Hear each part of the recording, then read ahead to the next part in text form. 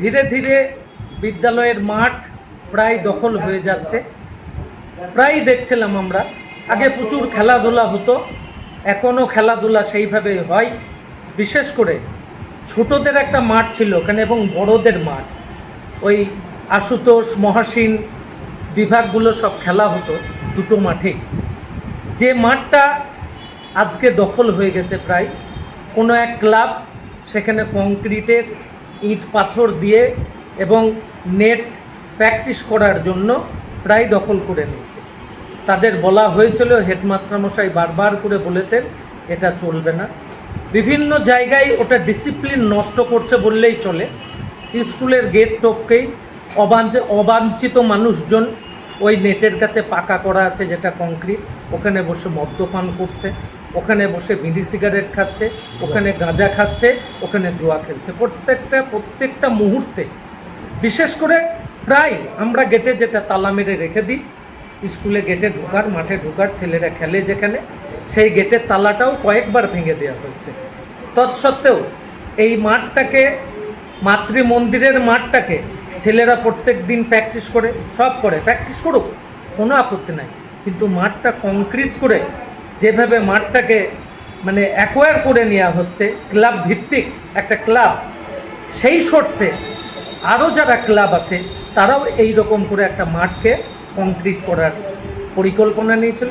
সেই পরিকল্পনাটাকে আমি এবং হেডমাস্টার একদিন ছুটির দিনে এসে দেখলাম।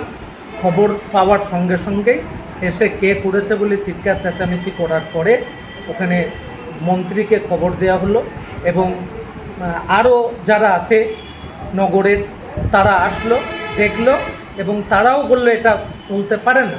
আমাদের গুসকরা পিপি ইনস্টিটিউশনের খেলার মাঠটি দীর্ঘদিন ধরে একটা ক্লাব, সেখানে ক্রিকেট কোচিং চালিয়ে আসছে অবৈধভাবে এবং অবৈধ নির্মাণ, কংক্রিটের পিচ এবং লোহার অ্যাঙ্গেল দিয়ে জাল তৈরি করে কংক্রিটের পিচ তৈরি করে দীর্ঘদিন ধরে অবৈধভাবে ব্যবহার করছে।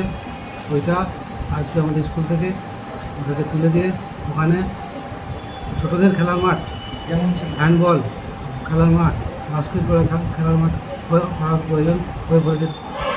আমাদের কয়েকজন উচ্চমানের বাস্কেটবল এবং হ্যান্ডবল খেলোয়াড় আছে, ওদের উৎসাহিত করার জন্য এবং পুরো মাঠটিকে দখলমুক্ত করার জন্য আমরা এটাকে দখলমুক্ত করেছি এবং কোনো পারমিশন না নিয়ে ওরা দীর্ঘদিন ধরে একটার পর একটা কংক্রিটের তালা ভেঙে দিচ্ছে, মাঠে তালা ভেঙে দেওয়ার পরে গেট খোলা কাটছে, অবৈধ লোকজন প্রবেশ করে বিভিন্ন অস্বাভাবিক কাজকর্মে লিপ্ত হচ্ছে। এটা থেকে ইয়ে করার জন্য স্কুলকে আমরা এই মাঠটি যে নেট প্র্যাকটিসের জায়গা ছিল, স্থায়ী নেট প্র্যাকটিসের একটা জায়গা, সেটা আমরা উৎপাদন করে অনেক সুন্দর খেলার মাঠ তৈরি করতে চলেছি।